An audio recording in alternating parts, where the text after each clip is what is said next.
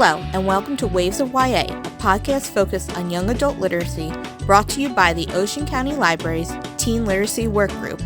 Hi, my name is Kristen. My name is Rachel. And I'm Mindy McGinnis. And today we'll be discussing writing with Mindy McGinnis. So can you tell us about your most recent book, A Long Stretch of Bad Days? Sure. So A Long Stretch of Bad Days is all about a girl named Lydia who is real type A. She's got everything down. She's the valedictorian of a class of 68 people. She knows that's not terribly impressive. She wants to go to an Ivy League school, Yale, Harvard, Columbia, but she knows that being the valedictorian from such a small town is not going to really do her a lot of good. So she's looking for a way to amp up her college resume. In her small town in Ohio, 30 years ago, there was a tornado that utterly destroyed the town. A flash flood drowned all of the dogs at the county pound, and the only murder that ever occurred happened. And all of those things happened within the space of a week, which everyone refers to as the long stretch of bad days. 30 years ago, that murder remains unsolved. And so Lydia's like, hey, if I could solve that murder, that would be super impressive. She has a podcast that covers local history. And so she decides to do a series of episodes about the long stretch of bad days. And when she does, she discovers a discrepancy between the list of the missing from the tornado and the list of the dead. And she discovers that during this week, when everyone was distracted and there were natural disasters and there was a murder and the National Guard was called in, that a teenage girl just poof, disappeared, and nobody was paying any attention and nobody wanted to talk about it. And nobody certainly wants to talk about it now, 30 years later. And she starts uncovering some of these things that happened. And some of the power structures that were functioning 30 years ago are still functioning today, and they don't want her doing what she's doing. I loved that this was a teenage girl that went missing and no one seemed to care. And for me, that's a true fact out there in the world, that our marginalized groups are overlooked often. Yep. And this girl was kind of a troublemaker. She was a foster child. She was a problem child. She was someone that was new to the area, and she was just bouncing off people and causing problems. And so when she disappeared, everybody was like, well, she probably ran away, and we're just going to leave that alone. Yeah. Who knows where she went? She's probably fine. Yeah. Not our concern. And a big theme of this book, and I think all your books too, is they all take place in small towns too. Mm-hmm. So I think the big reason why they didn't want to look for her is they're like, oh, well, she's not a long-term resident of this town, so why should we care about her? We have to look out for our own people, not people that just came here. Yeah, not one of our own. I mean, I grew up here where I'm from, and I still live in a very small town in Ohio. And I had a friend that was one of my best friends when I was growing up. He was a preacher's kid. He was a PK. And he had moved in, I think, when we were in second grade. And we were really good friends right up until like my senior year. I think he would have been a junior. And he said something about being the new kid. And I was like, you've been here since second grade. And he was like, no, I still don't belong here. This is not you. Everyone who is born here is treated a little bit differently because I'm still the new kid. I feel that. Like, when do you get to call yourself, like, we're a shore community? And so there's a lot of that in Ocean County where it's like, oh, well, you're still like a transplant here. You're not necessarily one of us. So do you have to be born there? If your parents weren't born there, do you not count? I think what I see where I'm from, third generation. By the time you're on the third generation, you're okay. You're all right. You pass. That's a long time to live somewhere and not be able to call it your own in the eyes of the people who have been there. Yeah, absolutely. What other authors do you admire, and how do they help you become a better writer? Well, unfortunately, when you're a writer, your hobby has become your job, and that affects how you approach your hobby now. So it's almost impossible for me to read just for pleasure or leisure. I am always being analytical. Very rarely am I just enjoying a story. So I can't say that I have actually read as simply a reader that is influenced for years now. I've been publishing for 10 years. So I'd probably say for at least 12 to 15, I haven't just read a book. I have been analyzing it, or not necessarily critiquing it, but certainly never being able to divorce the writer brain. So as far as being influenced, that has to go back to when I was a kid and I was just reading for pleasure, probably right up through high school. But I always tell people one of the first writers that I read that really influenced me, and I'm sure it's pretty obvious, was Stephen King. Because when I was a kid, like late 80s, early 90s, that's all anybody was reading. Everyone was reading Stephen King. And all the books I was being given to read, because again, this was before YA as we know it existed. We had a couple of edgy writers, Carolyn Cooney and Lois Duncan and Christopher Pike and a couple others. But mostly everything was pretty clean, pretty antiseptic. Nobody had cancer. Nobody got divorced. The dog always lived, that kind of stuff. And I remember I was reading at a pretty advanced level for my age. And I was given a book to read, and I think I would have been in 7th or 8th grade, maybe 6th, but I was in junior high. I was given a book to read for class, outside of class reading. That was one of the choices. And it was a book about a dog. The actual plot was, I really want a dog, but I can't have a dog because my mom's allergic to dogs. And I was walking home from school and I found a puppy and I brought it home and I put it in the basement. And I really hope my mom doesn't find out because I will get in trouble. And that was the plot. And I was like, okay, this is so boring and so dumb, and I am not interested. I wandered into my mom's room and she had a book on her nightstand that was also about a dog. I read that and it was awesome. And that book was called Cujo. And I was just like, now this is a book about a dog. And I was so amazed because I had always wanted to be a writer. I mean, even when I was a kid, I knew I wanted to be a writer, but the things that I thought about and the things that I wanted to write about, they were always just not quite acceptable. A little bit dark, a little bit questionable, a little bit, why are you thinking like this? You're not right in the head. And then I read some Stephen King and I was like, oh, you're allowed to do this. You are allowed to write these stories and you're allowed to have these thoughts and you're able to write that bad word down and no one is coming to get you. That kind of changed. But you can do this. That for me was a big turning point where I was like, oh, you don't have to write clean, happy, antiseptic stories. You can write the things that you think about, Mindy, and make a living off of it. Stephen King has. So that was a big turning point for me. Sort of on the same vein, it is going from, oh, the happy, the dog lives, all of that. And now YA has shifted, not just your books, but many books within the YA section.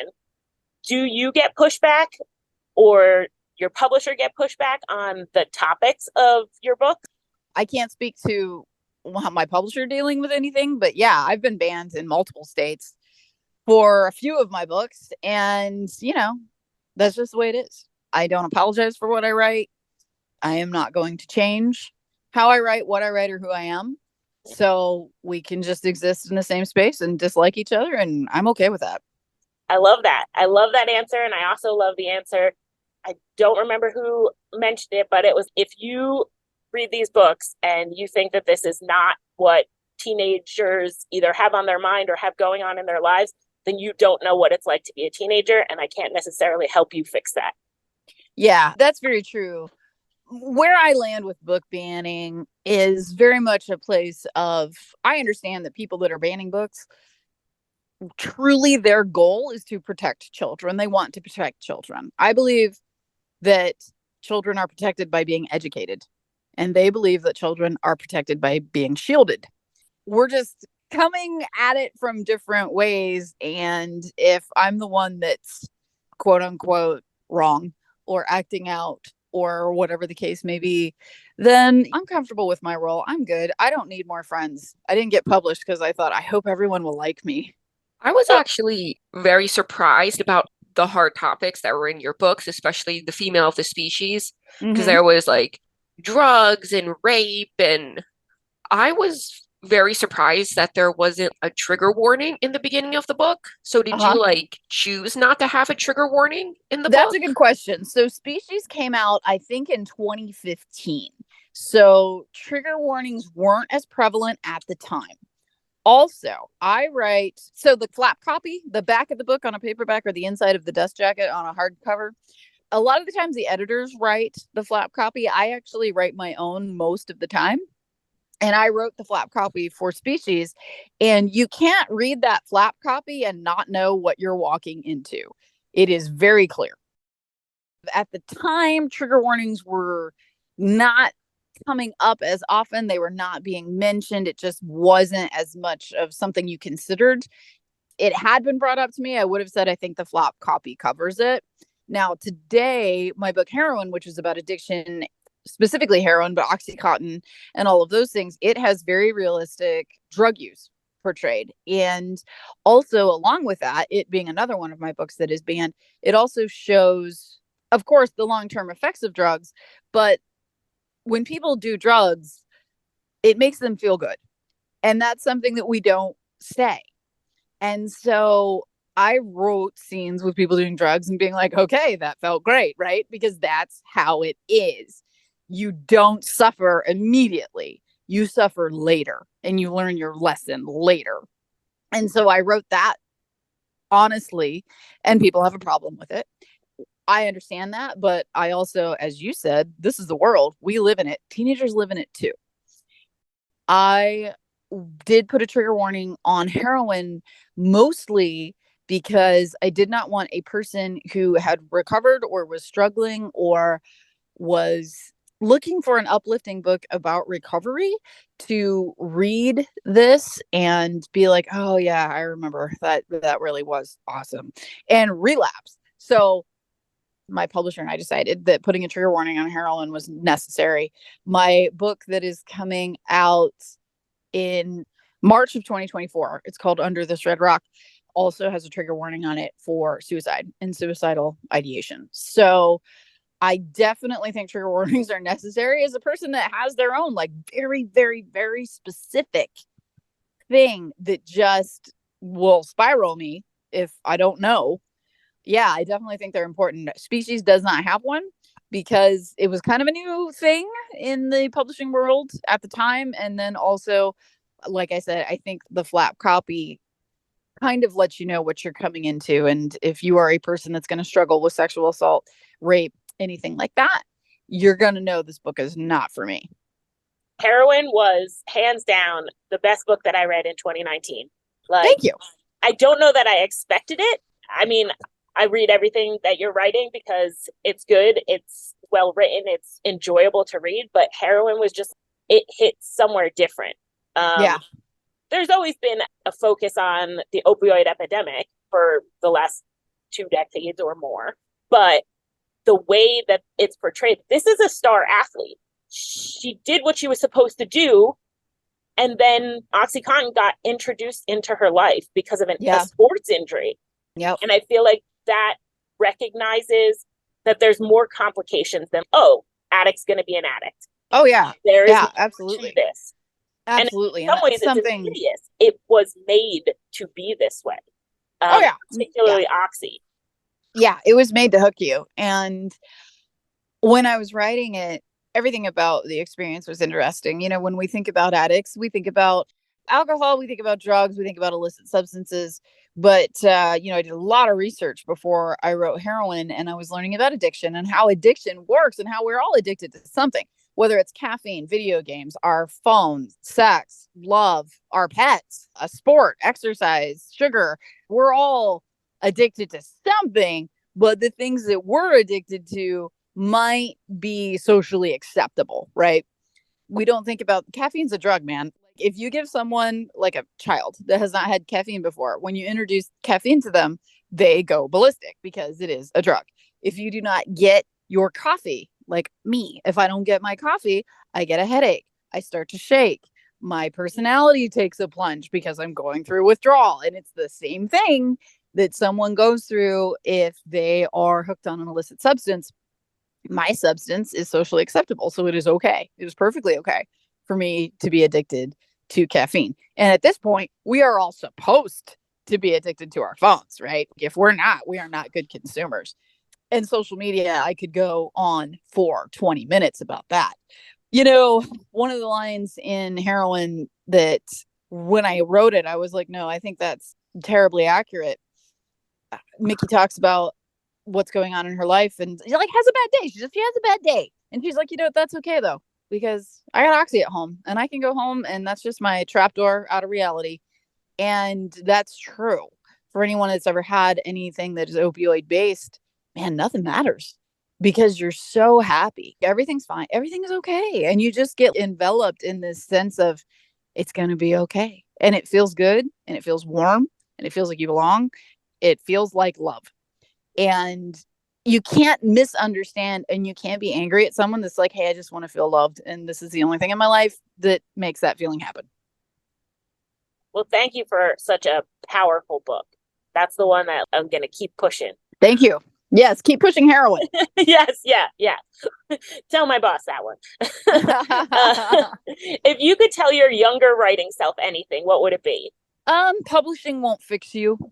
That's something that, I always thought, this is my thing. This is what I want. Like, this is the only thing I want. This is the only goal that I have for my life, that once I get it, yeah, we're good. We're there, right?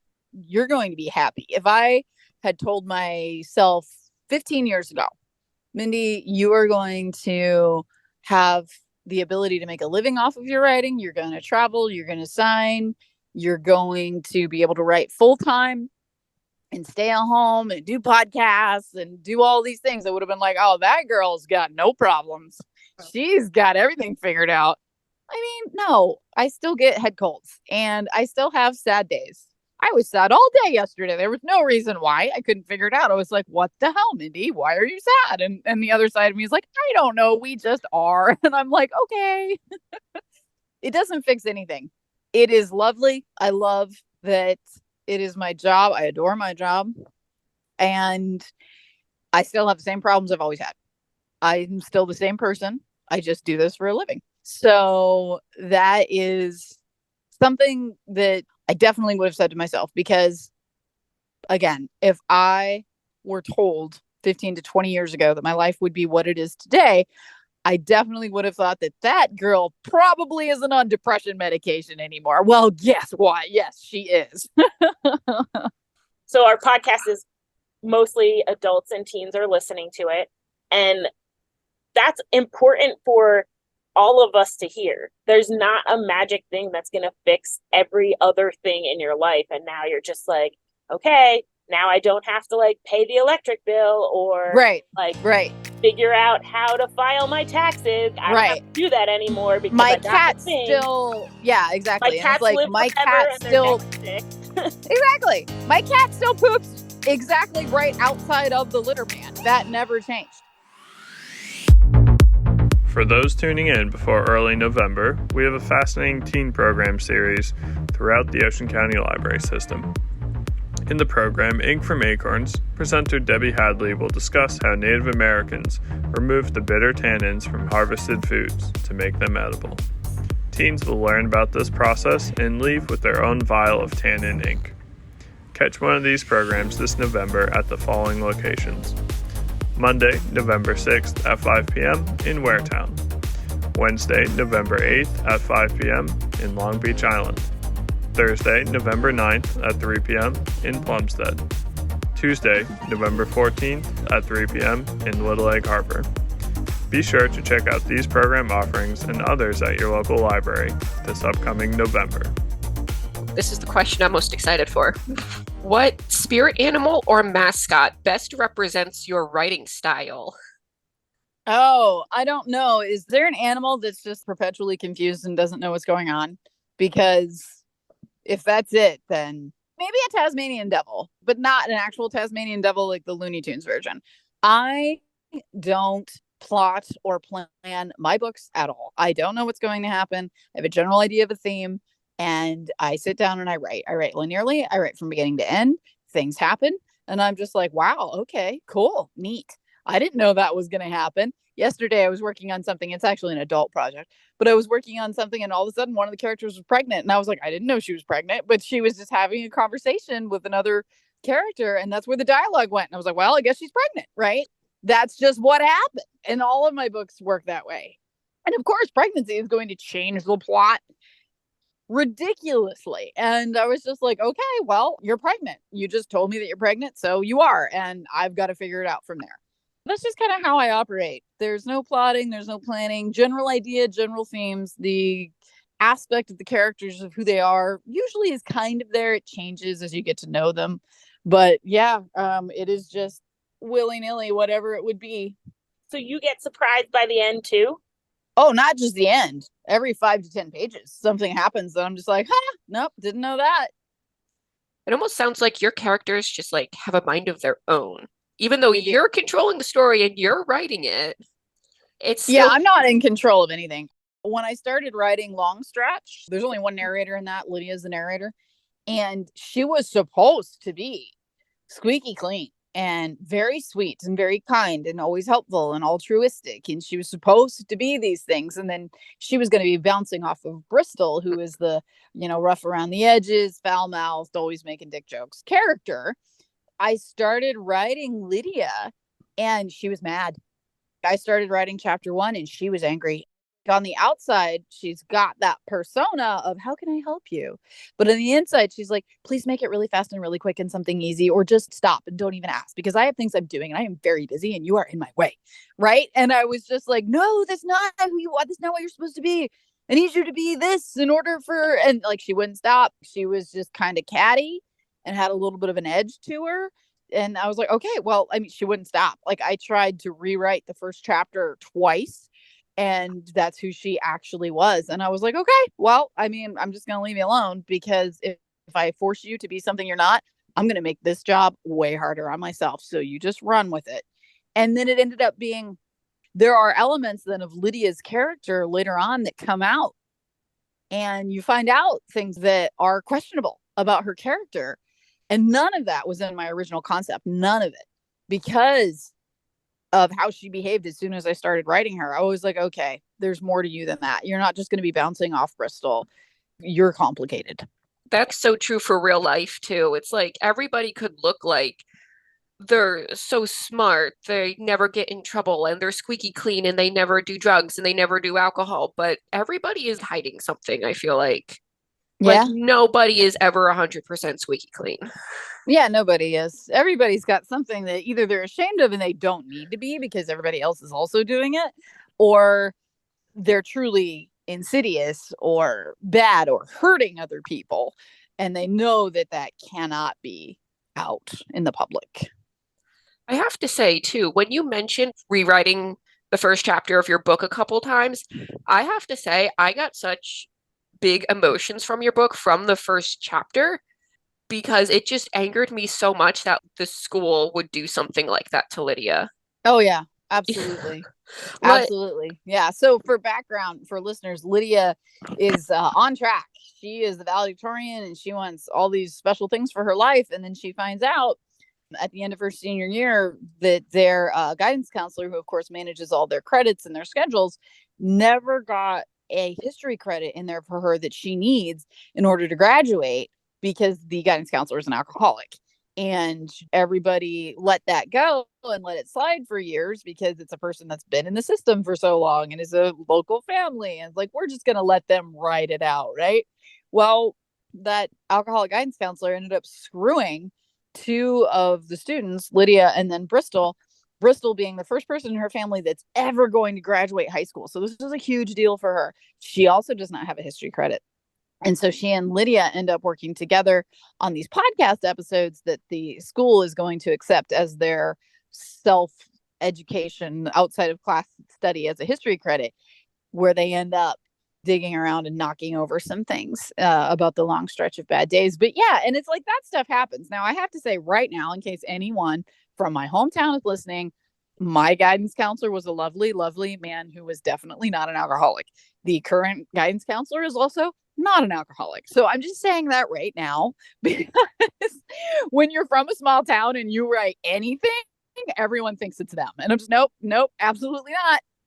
I do love the way that Bristol was sort of the alter. Like Bristol is prickly on the outside, unapologetic, but always kind of doing kind things. Yeah. I appreciated that because just as much as there's the people walking around that are like squeaky on the outside and full of rage on the inside. There's the people who on the outside are real prickly, and on the inside they care a lot. Yeah. So that spoke to me, because depending on the day, I'm one or the other. Yeah, and Bristol is always doing what she believes is the right thing, but that might be punching someone in the face because that person, she believes, has done something wrong. She believes in justice, and she also believes that she's going to bring it herself. That's just how she is. You talked about a few different projects that are in the works. How many projects do you juggle at the same time that you're writing different things? Typically 2 to 3, sometimes more. So I got a book a year that comes out YA under my real name. I also write under a pen name, which I can't share because it is so silly and goofy and ridiculous, and also slightly not safe for work, and just very much outside of my YA brand and how I've branded myself as an author. So those two paths will never cross, but always working on that with a couple of co-authors. And then I have started working on 2 separate adult projects at the moment. I probably shouldn't speak too much about either of them. But so yeah, I'm usually juggling 2 to 3 different things. That's what keeps me happy. I need to be busy. I read multiple books at the same time. And sometimes you'll say that to someone and they're like, how do you keep them straight? How do you not mix them up? Or are they so different from each other that you would never? Yeah, they're so wildly different. Voice, character, plot, theme, all those things are so wildly different that there's no way I get confused. It's like if you're reading Eric Larson and Janet Ivanovich, you aren't confused about what happened in which book, you know? Right. That's how I do it too, but I'm just reading. What does literary success look like to you? Oh, I have no idea. I don't know. You're never happy, right? You're never happy, and nothing is ever enough. And yeah, so I don't know what it looks like. Success, I'm able to write for a living, and that's awesome. And that is definitely its own type of success. Getting published in the first place, success. Publishing for a decade, success. My 13th book comes out next March. That's success. All of these things are success. And I'm always like, but what can I do better? There's always something. It's like, I think Female of the Species was long listed for the National Book Award. I think one of them was. It might have been Heroine. I don't remember. I've had some really cool things happen, but I'm like, yeah, but I'm not a New York Times bestseller, right? Never, not once. I don't have a table at Barnes and Noble. I'm not Colleen Hoover. I've never won the National Book Award, right? And so it's like, it doesn't matter what I achieve. There's always something I don't have that I'm like, nope, I want that. So I have no idea what success looks like. I can say that I have a hole in my dining room ceiling, and I would like to fix that, and that will be a success one day. But money's always got to go somewhere, and it hasn't gone to putting a ceiling in my dining room yet. What kind of research do you do? How long do you spend researching before you start a book, or do you research throughout? It depends. So for like Heroine, fun fact, I've never shut up. So I needed to learn a lot about, heroin, but also Oxycontin and addiction in general, those things. So I read a lot. Definitely. A Madness So Discreet is a book of mine that is set in 1890. And it deals with lobotomies and insane asylums and criminal profiling and serial killers and all of these things that, I don't know a ton about. So I researched for like 18 months before I even started writing that book. It's interesting because I'm a year and a half of reading just about these topics so that I can write this book.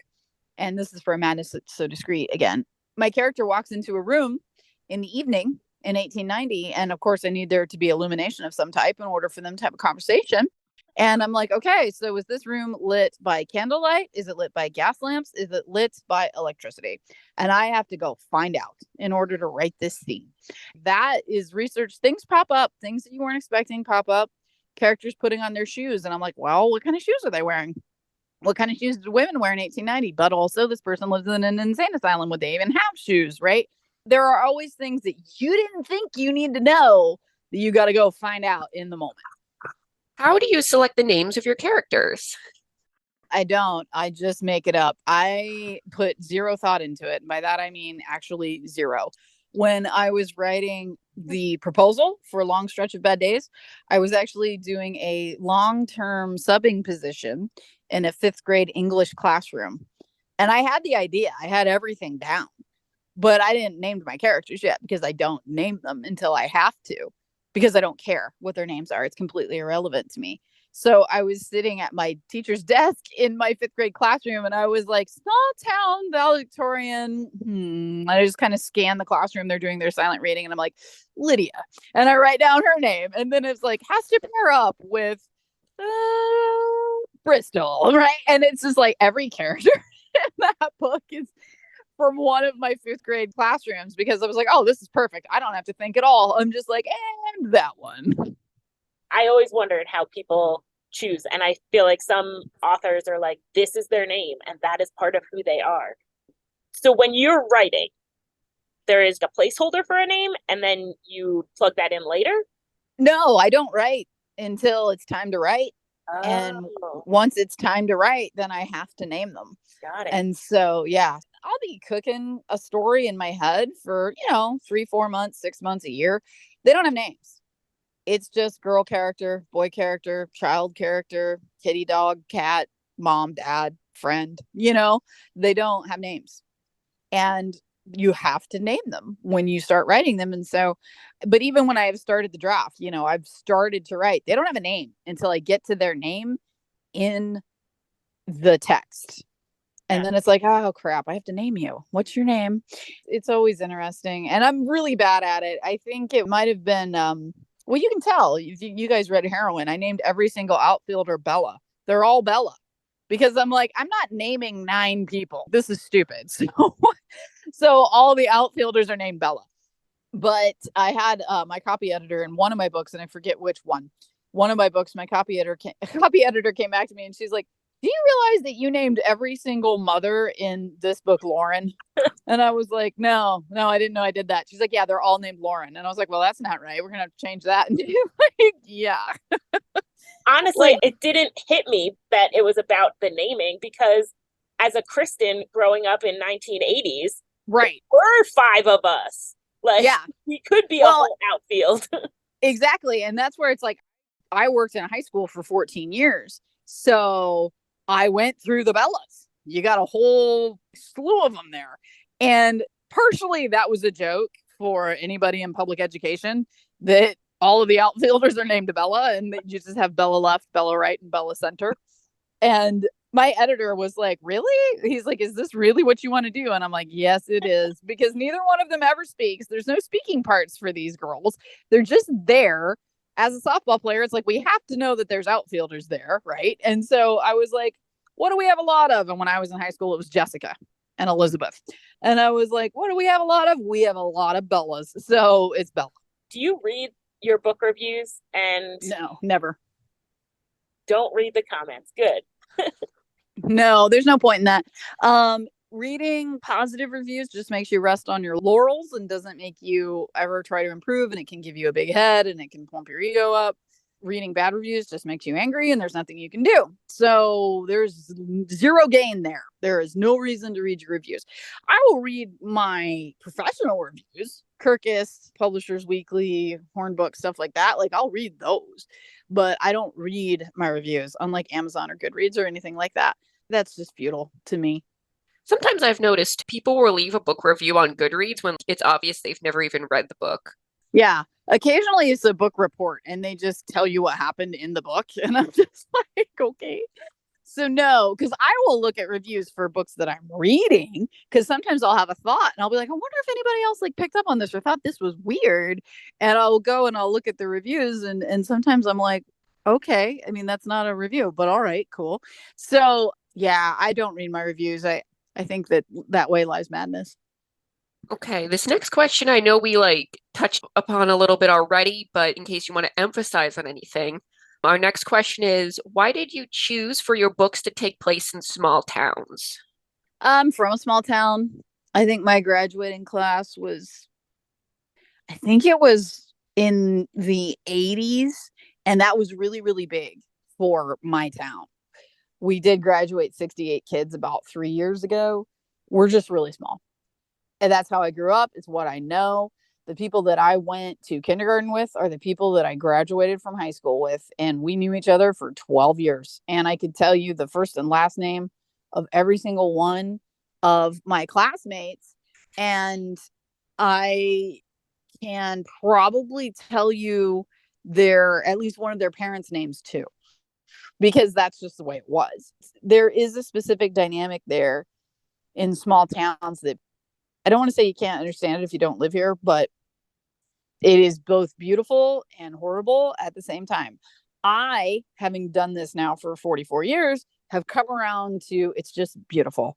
And you learn. I mean, you guys, it happens. You don't have to be rural either. Like you guys know, I'm sure you guys have a tight community as well. It is insular, and we will protect our own for sure. And of course, that can be ugly if you're not one of our own. So it's a really interesting dynamic, and it can go wrong. Like it can go terribly, terribly wrong, but it can also be very, very right. It has its pros and it has its cons. And anybody that has lived in that environment knows. Where I live right now, where I've always lived, I shouldn't say right now. I absolutely love where I am. And I grew up not being able to see another house from my house. That's what I love. That's what I want.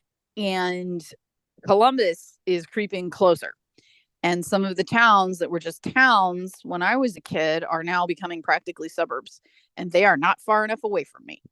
My boyfriend and I have had a conversation repeatedly about, okay, what do we do? What do we do if things keep coming this direction? And how are we going to handle this? And I'm like, well, I maybe want to move somewhere else where there are less people, or there isn't this press of progress coming and being scared of it all the time. But then I'm also like, as soon as I do that, then I don't belong, right?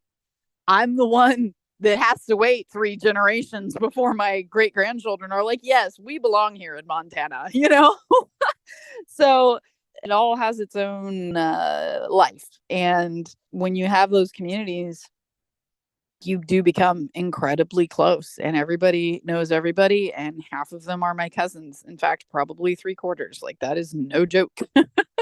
My last boyfriend wasn't technically from around here. And anywhere we went, everywhere we went, somebody would talk to me and he'd be like, who's that? And I'd be like, well, that's my cousin. Like, it didn't matter what. I would be like, well, that's the, 5th grade social studies teacher, also my cousin. And that's just how it is. For those tuning in before early November, we have a fascinating teen program series throughout the Ocean County Library system. In the program, Ink from Acorns, presenter Debbie Hadley will discuss how Native Americans removed the bitter tannins from harvested foods to make them edible. Teens will learn about this process and leave with their own vial of tannin ink. Catch one of these programs this November at the following locations: Monday, November 6th at 5 p.m. in Waretown. Wednesday, November 8th at 5 p.m. in Long Beach Island. Thursday, November 9th at 3 p.m. in Plumstead. Tuesday, November 14th at 3 p.m. in Little Egg Harbor.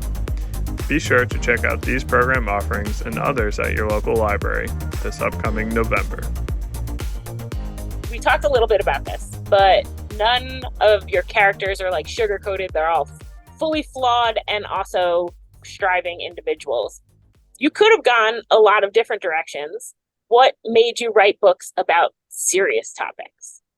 Mostly because when I was growing up, everything that was being handed to me was either silly and fluffy, or it was didactic. If a character smoked a cigarette, you knew they were going to get hit by a car, right? Like, there was a piano was going to fall on them from the sky. Like, there was no gray area. Life didn't happen. You were good or you were bad. And that's not the real world, and that's not how things are. And I was a person that grew up in a really wonderful family and a very accepting family, but really nice, kind, lovely people. And I'm a person with a temper, and I am a person that will blow up and act out and speak up and have an opinion and do all the things. And I just kind of grew up with everybody being like, okay. And now Mindy. And so I am who I am, and I don't apologize for it. I got really tired, particularly of reading female characters that were good and that meant a certain thing. And I was like, well, that's dumb. So I've always wanted to write characters that were real, but also that were female. Because like I said, I grew up in the 80s and the gender roles were a very, very, very real thing. 80s, early 90s. Whenever I read a book, the only people that were doing things that I would do or doing the things that I wanted to do or found interesting were male characters. The only exception to that would be Wonder Woman, who obviously didn't wear a lot of clothes, which was part of her appeal to the masses. And I was just like, oh my God, nobody was me. No one was me. There were no representations of what I was or what I wanted to become. And so I just write for people like me and people that want to read realistic dialogue and actual things that could happen and things that matter and things that are real and people that are real. I hear all the time, your dialogue is so real. How do you do that? And I'm like, I listen to people when they talk and I replicate it. When I am listening to an audiobook, particularly where the dialogue is stilted or professional or polite, or this is not how a husband and wife speak to each other in their own home. It's just not. They're not on a Zoom call with the superintendent, right? But that's how they're speaking. And I'm just like, okay, that's not accurate. And so I don't know. I just pay attention and I don't veer away from uncomfortable things. Because a lot is uncomfortable a lot of the time. And without that, I might think that my life was the most uncomfortable place to be. But seeing it in fiction shows me like, hey, other people also have a real messy stuff going on. Oh yeah, absolutely. And I don't know why, like for whatever reason, I'm not a person that you have to work to make me uncomfortable. Like you got to try. So I don't veer away from these things. They don't get uncomfortable. I mean, I can, like, don't get me wrong. I'm capable of blushing, but it takes work. And I think I'd been the last long relationship that I was in, not counting the one I'm in now. I'd been with this guy, I think, for 12 years. And I think around year 10, I don't even remember what happened. He was like, oh my God, you're blushing. And he was like, I don't think I've ever seen you blush. And then he had to think about it. And he was like, oh my God, that's actually kind of weird. And that might have been when he was like, I question your humanity. But yeah, I don't really get uncomfortable, which I think makes me, I guess, like uniquely situated to write about these things and speak about them, because I don't have a problem talking about drugs and sex and rape and situational things in society that make people uncomfortable, like addiction and book banning and whatever. It's like, yeah, I'll talk about that. I don't care. It's a real thing. Therefore, we speak of it. I'd also like to touch on a book of yours that we haven't mentioned yet in this podcast that I really enjoyed when I read. The Initial Insult was published, I think, either in the midst or right after the pandemic in 2020. Yeah.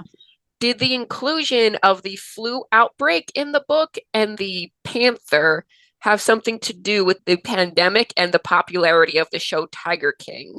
No, I get this question a lot. I had proposed that book and started writing it in 2018. So, no. Okay. There was absolutely no pandemic even on the horizon. Tiger King had not happened. I grew up where I live, again, in the middle of nowhere. There was what we called a white trash zoo, which means an irresponsible exotic animal owner. And he had a tiger, he had a lion, and he had, I forget what else he had. I think he had a bear. They were just in dog cages in his front yard. And the mountain lion got out and it started eating people's pets. And it was a whole thing. And it was just fascinating. I live in Ohio. We don't have anything here that can kill you outside unless you're allergic to bees. I just thought it was an awesome, like, you could walk outside and be attacked by a predator feline. And I'm like, that is so cool. So it was just something that stayed with me. No. The pandemic, Tiger King, I don't know. I think I actually may have brought those things into being by thinking about them in tandem, because I had already started writing that book when those things happened. And my editor, because I had pitched it, and my editor was like, this is bananas. This is off the walls. This is wild. I love it. I have no idea how we're going to pitch this book. And then we got COVID, and then we got the Tiger King, and he's like, this just got a lot easier to explain. And I'm like, yeah, I know. I was kind of surprised where it went with the last laugh. I feel like I didn't think I was going to be surprised, and then I was surprised. And then everyone died. Yeah. I think I thought I was going in a different direction, and then it just like turned, and I was like, oh, surprise. Yeah. That book is just adrenaline. The last laugh is just adrenaline. I think the whole thing takes place over 2 days, and it's just go, go, go, go, go, go, go, go, go, like the whole time. The whole first book is basically just set up for the second one. Yeah, that book was just pure adrenaline all the time. I had a great time writing it. I wish more people read that series because I'm particularly proud of it. I think I did a really good job with those books, and I don't give myself compliments. So I'm very pleased that you enjoyed them. I don't think when I started, I knew what I was getting into, which happens to me a lot because you talked about writing the copy on the insides and backs of books, and I don't read them. I don't either. I look at a book and I'm like, this looks like it could be okay. And then I'll start reading the book. I'm like, what is this even about? So it's always a surprise to me because I'm not actually doing any research. I'm just picking things up. Yeah, I do the same thing. Yeah, I have to say, your books have plot twist after plot twist after plot twist in them. Even at the very, very, like, what is it? The last 10 pages of the initial insult, you think you know how the book ended. And I'm like, okay, this is how the book ends. And then you're hit with something else. And it's like, very few books had a plot twist that actually made my jaw literally drop when I read it. And that book was one of them. Oh, thank you. And that's part of the joy for me too. When I don't know what's going to happen, that's part of the fun, right?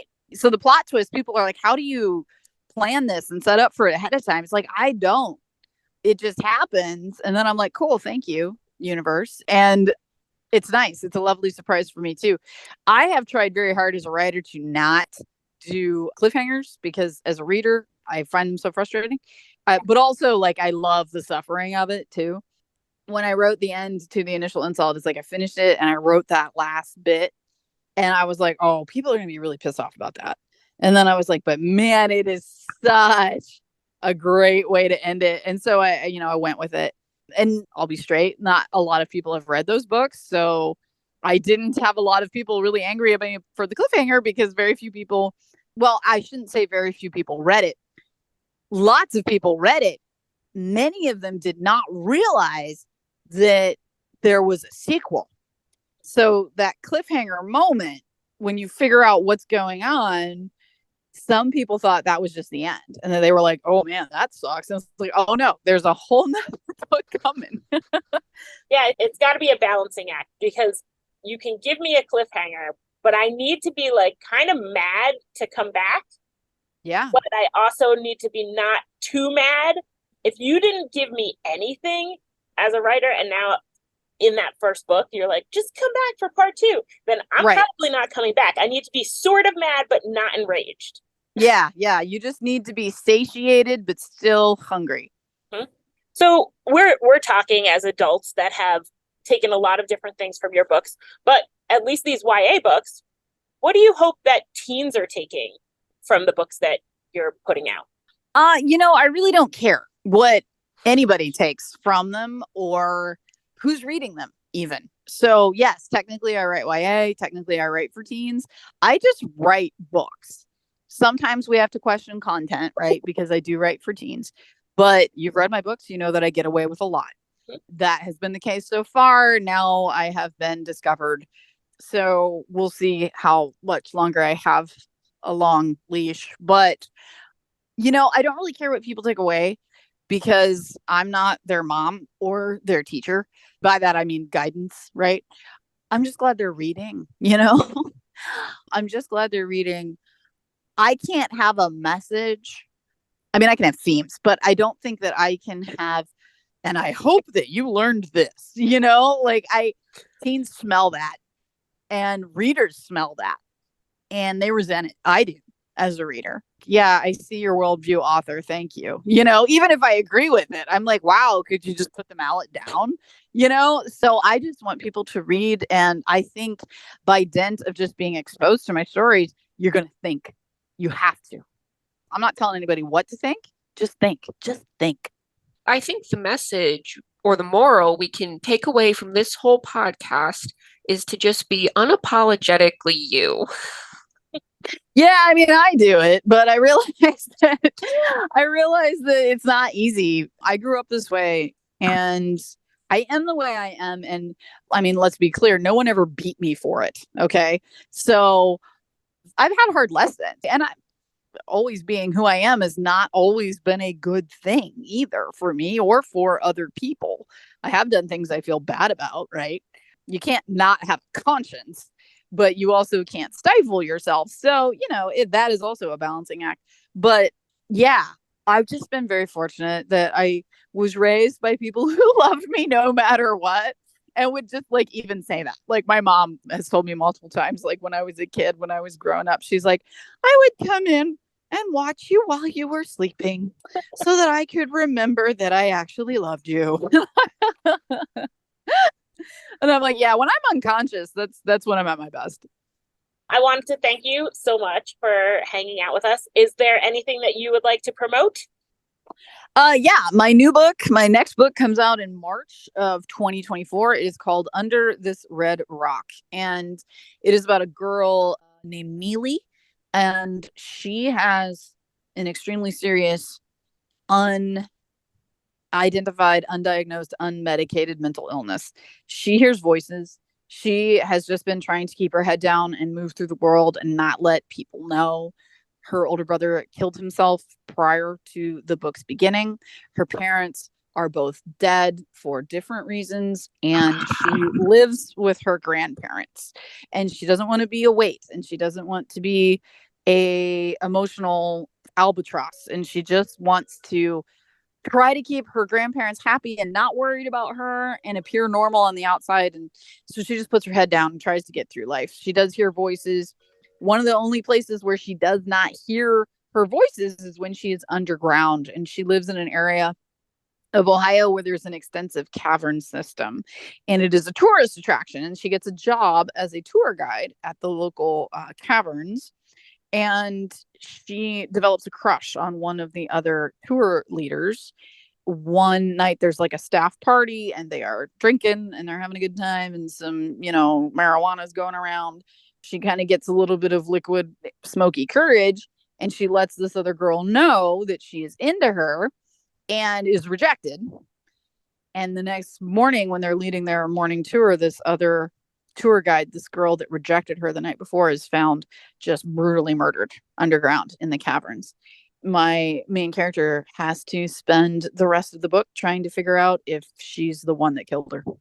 I'm not going to remember what you said. I'll just and I'll be surprised too. Yeah, it's fun. Some new the e-arcs have been going out, and so there's been some new posts across social media that people have been tagging me in, and they're just like, wow, I just got hit by a wrecking ball. And it was this book. Thanks for joining us today. Be sure to check out the Ocean County Library's website for more podcasts and events. All titles mentioned in today's episode can be found through the Ocean County Library, free with your library card. Until next time, happy reading.